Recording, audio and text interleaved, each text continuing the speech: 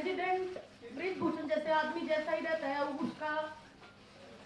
उसका बिल्कुल सहयोगी है, उसका बिजनेस पार्टनर है, वो अगर इस फेडरेशन में रहेगा तो मैं अपनी कुश्ती को त्यागती हूँ और मैं आज के बाद कभी भी आपको वहां नहीं दिखूंगा। किसके सामने जाके हम अपना दुख बताएं।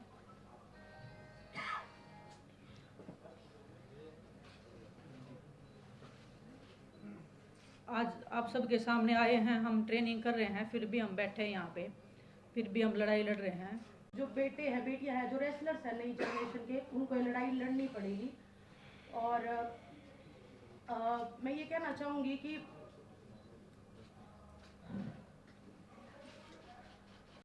सरकार ने हमारे से वादा किया था ना, उस पर सरकार खड़ा नहीं हो पाई। बड़े दुख के साथ कहना पड़ रहा है आज कि हमारी बेटियों को न्याय, मुझे नहीं लगता कि एक दो पीढ़ी के जो आप आने वाली पीढ़ी है,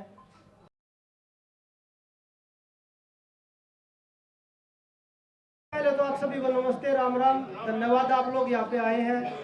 पूरा देश जानना चाहता है कि भाई खिलाड़ी इतने दिन चुप क्यों थे। आज चुनाव था, आप सबको पता है। जब हम जनवरी में आए थे तो पूरा प्रकरण आप लोगों ने देखा था। उसके बाद ओवरसाइड कमेटी बनाई गई, उसमें जो ओवरसाइड कमेटी में 18-20 लड़कियों ने बयान दिए थे अपने। उसके बाद खेल मंत्री जी ने ऑन कैमरा बोला था, मीडिया के सामने बोला था कि ब्रिजभूषण और उससे जुड़ा हुआ कोई भी इंसान WFI में नहीं आएगा। लेकिन आज दुर्भाग्य है, हमने दोबारा उसमें कमेटी 21 दिन वेट किया, 2 महीने वेट किया, 3 महीने वेट किया, कुछ नहीं हुआ। हमने दोबारा प्रोटेस्ट चालू किया, वो भी आप लोगों ने खूब देखा, पूरे देश ने देखा। हम सिर्फ सच्चाई की लड़ाई लड़ रहे थे, हम बहन बेटियों की लड़ाई लड़ रहे थे। जो उनके साथ शोषण हो रहा था उसकी लड़ाई लड़ रहे थे। नहीं तो हम भी एक्टिव खिलाड़ी थे, हम भी देश के लिए मेडल जीत रहे थे। बहुत सारे लोग बोल रहे कि ये तो खत्म हो चुके थे। करंट में 2022 में जब कॉमनवेल्थ गेम्स में गोल्ड आया था तीनों का, उसके बाद वर्ल्ड चैंपियनशिप में कितने मेडल एक बार देश में देख लीजिए। उसके बाद दोनों का, मेरा रूविनेस का वर्ल्ड चैंपियनशिप में मेडल आया था। तो मुझे नहीं लगता कि भाई बेटियों को न्याय मिलेगा, क्योंकि जिस हिसाब से पूरे तंत्र ने काम किया है, बेटियों को तोड़ने का काम अभी भी चल रहा है। आज WFI के चुनाव देख लिया आपने, उसी का आदमी बना है। उसके बावजूद जब खेल मंत्री जी के सामने 15-20 लड़कियों ने अपनी आप बीती बताई थी, आज 6 लड़कियां हैं, 6 लड़कियां में भी तोड़ने पे पूरा जोर लगाया जा रहा है। आज तो WFI के चुनाव में किया है, धीरे धीरे उसको कोर्ट से भी बरी करवा देंगे, मुझे लग रहा है जो। लेकिन फिर भी हमें भरोसा है न्यायपालिका पर, क्योंकि मुझे लगता है कि जो हमारे देश में न्याय बचा है वो सिर्फ न्यायपालिका में ही बचा है। तो हमें अब भी उससे उम्मीद है, माननीय सुप्रीम कोर्ट से, माननीय दिल्ली हाई कोर्ट से। तो हमें लगता है कि हमें जो बहन बेटियों को जो न्याय की लड़ाई है, जो आने वाली जो हमारी पीढ़ी है ना, हमने जो लड़ाई लड़ी, मुझे लगता है कि आने वाली 1-2 पीढ़ियों को और लड़नी पड़ेगी।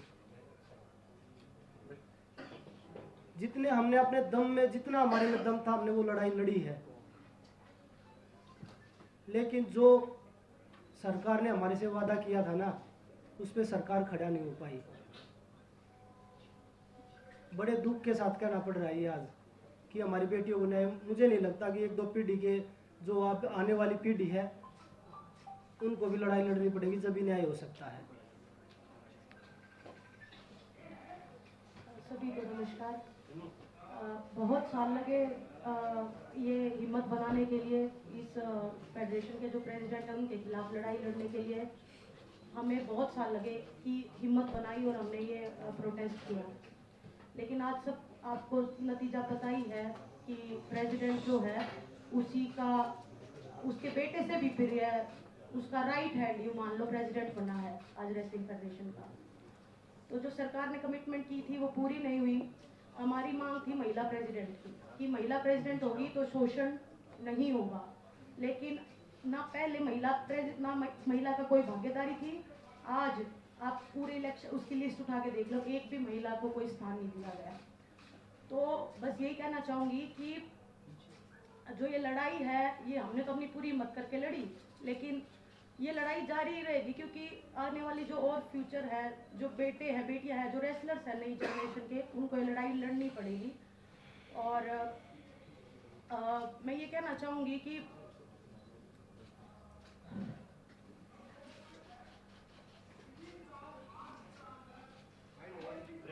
आप सबको पता है कि हम जैन में आए थे, लेकिन मैं एक बात आपको बताना चाहती हूँ कि हमने जब हर तरीके से कोशिश कर ली थी, उसके बाद हम दिल्ली की सड़कों पे आके बैठे थे। सबसे पहले हम गृह मंत्री जी से मिले थे, मैं और बजरंग गए थे मिलने के लिए। हमने उनको इस बारे में बिल्कुल अवगत कराया था, क्लियरली हमने नाम लेके लड़कियों का बताया था कि किसके साथ में क्या क्या हुआ है। प्लीज़ आप इसको देखिए और प्लीज़ हमारी रेसलिंग को आप बचा लीजिए, क्योंकि अभी अंत हो रहा है। उन्होंने हमें बोला था कि 30-40 दिन का टाइम मुझे दीजिए, उसके बाद में मैं करता हूँ और आप निश्चिंत रहिए, हम ज़रूर इसमें कुछ करेंगे। 3-4 महीने वेट करने के बाद में हम जंतर मंतर पे आए थे, हमने लड़ाई लड़ी थी, जो आप सब देख रहे हो, पूरे देश को पता है। आज जो फेडरेशन का जो अध्यक्ष बना है संजय सिंह, स्टार्टिंग से वो लोग बोल रहे थे कि हम बनेंगे, हमें पता थी, उसकी पावर पता है, उसका पोजीशन पता है, लेकिन दुख होता है कि देश में ऐसे लोगों को स्थान मिल रहा है, पद मिल रहा है। ब्रजभूषण का राइट हैंड है, उसके बेटे से भी ज़्यादा खास है, उसको प्रेसिडेंट में आना मतलब आने वाली लड़कियों का जो भविष्य है, उनको फिर से शोषण का शिकार होना पड़ेगा, और जो चीज़ें पर्दे के पीछे होती आई हैं वो अब खुले में होगा। और दुख होता है हमें इस बात का कि हम इतनी लड़ाई लड़के भी हम कोई सुधार नहीं कर पाए हमारी रेसलिंग में। आने वाले बच्चों के भविष्य के लिए जो हम लड़ाई लड़ रहे थे, उसमें हम कामयाब नहीं हो पाए। हमें नहीं पता हमारे देश में न्याय कैसे मिलता है। सड़क से लेके, रेसलिंग मैट से लेके, बंद कमरों से लेके, हमने हर किसी को अपनी बात बताई है। ऐसा नहीं है कि हम सीधा सड़क के ऊपर आ गए, हमने हर तरीके से कोशिश की है। जो स्पोर्ट्स मिनिस्ट्री है, हमने उनको क्लियरली बताया है कि ऐसे ऐसे हो रहा है, प्लीज़ आप कुछ करिए। पूरे देश को पता होते हुए भी ऐसे लोग जो शोषण कर रहे हैं, महिलाओं का करते आए हैं, उनको फिर से संवैधानिक पदों पे बिठाया जा रहा है, उनको स्पोर्ट्स में जगह दी जा रही है। जो एक महिला थी, हमें उम्मीद थी कि कोई महिला आएगी, आने वाली जो बच्चियां हैं वो एक संतुष्टि फील करेंगी कि एक महिला है, और उनको भी एक हौसला मिलेगा कि हाँ, कि हम अभी सेफ हैं। ना तो पहले रेसलिंग फेडरेशन में कोई भी एक लड़की थी, ना कोई भी आगे लड़की है। मैं हमारे आने वाले रेसलर से कहना चाहती हूँ कि आने वाली 2 या 4 पीढ़ियाँ तैयार रहिए शोषण के लिए। शायद आपको भी ये लड़ाई लड़नी पड़ेगी, हम जो ये लड़ाई लड़ रहे हैं। भगत सिंह जी ने जब देश के लिए फांसी लगाई थी, देश तभी आज़ाद नहीं हुआ था। काफ़ी साल लग गए थे उनको अपने देश को आज़ाद होने में भी। हम उम्मीद बहुत कम है, फिर भी हम उम्मीद कर रहे हैं कि हमें न्याय मिलेगा।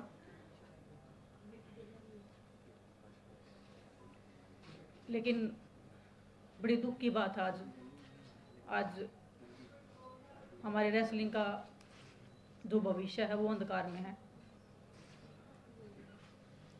हमें नहीं पता कहाँ पे अरदास लगती है, किसके सामने जाके हम अपना दुख बताएं।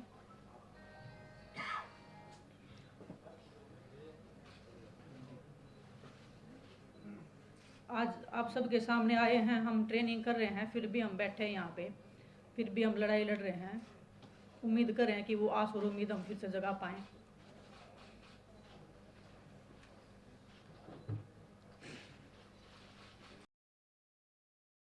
किसके सामने जाके हम अपना दुख बताएं।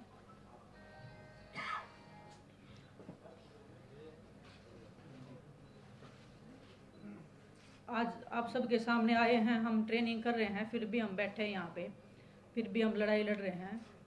उम्मीद कर रहे हैं कि वो आस और उम्मीद हम फिर से जगा पाएँ।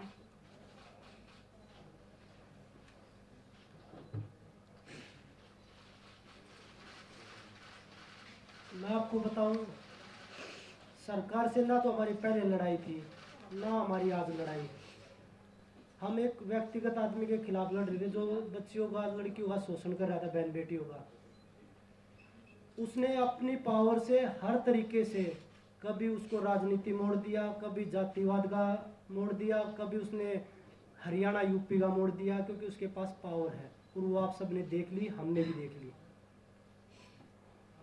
जो हमारे से जितने भी लोग जुड़ रहे हैं प्रोटेस्ट से, चाहे वो हमारे कोचिज हैं, चाहे वो हमारे खिलाड़ी हैं, चाहे उसमें हम हैं, किसी का भी अब आगे भविष्य सेफ नहीं है। किसी के साथ भी कोई भी घटना, चाहे वो कार एक्सीडेंट लगा लीजिए, चाहे वो कोई भी A to Z कैसे भी आरोप लगा लीजिए, वो लगने शुरू हो जाएंगे आगे।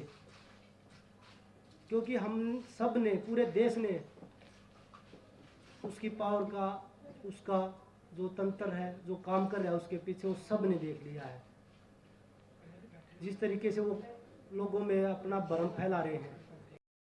20 लड़कियां स्टार्टिंग में आई थी, उनमें उन्होंने 6 छोड़ी, उनके भी पीछे एक एक करके सबको तोड़ने लग रहे हैं। तो इससे बुरा दौर क्या होगा देश के लिए। और मुझे नहीं पता, वो न्याय विनेश भी बोल रही थी, साक्षी बोल रही थी, कब मिलेगा ये लड़ाई। चलो हम लड़े, हम नहीं जीत पाए, लेकिन ये लड़ाई किसी न किसी को, जो आने वाली पीढ़ी उनमें, उनको भी किसी न किसी को लड़नी पड़ेगी।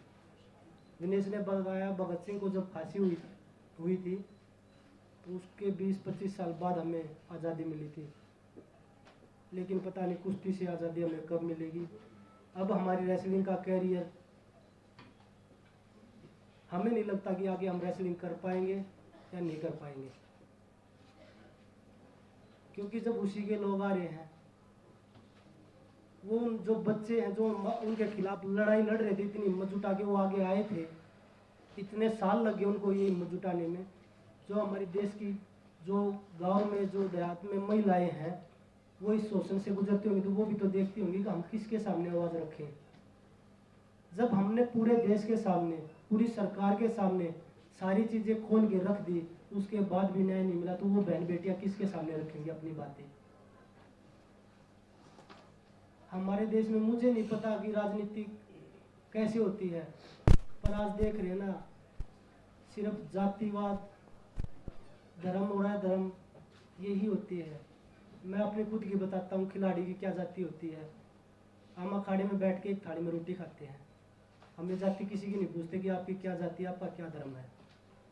अगर मैं देखने लग जाऊं, जो मेरा पर्सनल ट्रेनर है वो मुस्लिम है, जो मेरा फिजियो है वो बनिया है, तो मैं तो ये ऐसे सोचूं कि भाई नहीं, हम तो किसी और को लेके आएंगे,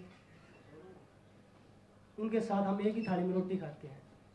तो वो खिलाड़ियों को बता रहे हैं कि भाई जातिवाद है, ये पॉलिटिक्स कर रहे हैं। मैं आज पूरी मीडिया बैठी है देश की, अगर हम तीनों में से कोई भी किसी पार्टी के टच में हो या किसी पार्टी को ज्वाइन करना चाहता हो, कभी नहीं मिलेंगे हम आपको, किसी भी पार्टी के साथ नहीं मिलेंगे। हम राजनीति करने नहीं आए, हम अपनी बहन बेटियों की न्याय की लड़ाई लड़ने के लिए आए हैं यहाँ पे। तो वही बताया, जो आगे जो हमारे साथ जुड़े हैं, जितने भी लोग हैं, बहन बेटियां हैं, उनके साथ किसी के साथ कुछ भी हो सकता है आगे भी। अंत में हम तो 40 दिन सोए रोड पे, लेकिन मैं सभी तमाम देशवासी जो भी हमारे प्रोटेस्ट में आए, दूर दूर से आए, बूढ़ी महिलाएं आई, बहुत सारे लोग ऐसे आए जिनके पास खाने कमाने के लिए नहीं है, फिर भी हमें सपोर्ट करने आए। हम नहीं जीत पाए, पर आप लोगों का बहुत बहुत धन्यवाद। और एक बात और कहना चाहूँगी कि लड़ाई लड़ी, पूरे दिल से लड़ी, लेकिन अगर प्रेसिडेंट ब्रिजभूषण जैसे आदमी जैसा ही रहता है, उसका बिल्कुल सहयोगी है, उसका बिजनेस पार्टनर है, वो अगर इस फेडरेशन में रहेगा, तो मैं अपनी कुश्ती को त्यागती हूँ और मैं आज के बाद कभी भी आपको वहां नहीं दिखेगा। तो बस सभी देशवासियों को धन्यवाद जिन्होंने आज तक इतना मेरा सपोर्ट किया और मुझे इस मुकाम तक पहुंचाया। और दिनेश, क्या आप लोग भी खेलेंगे या आप भी साक्षी की तरह उदी के साथ फैसला ले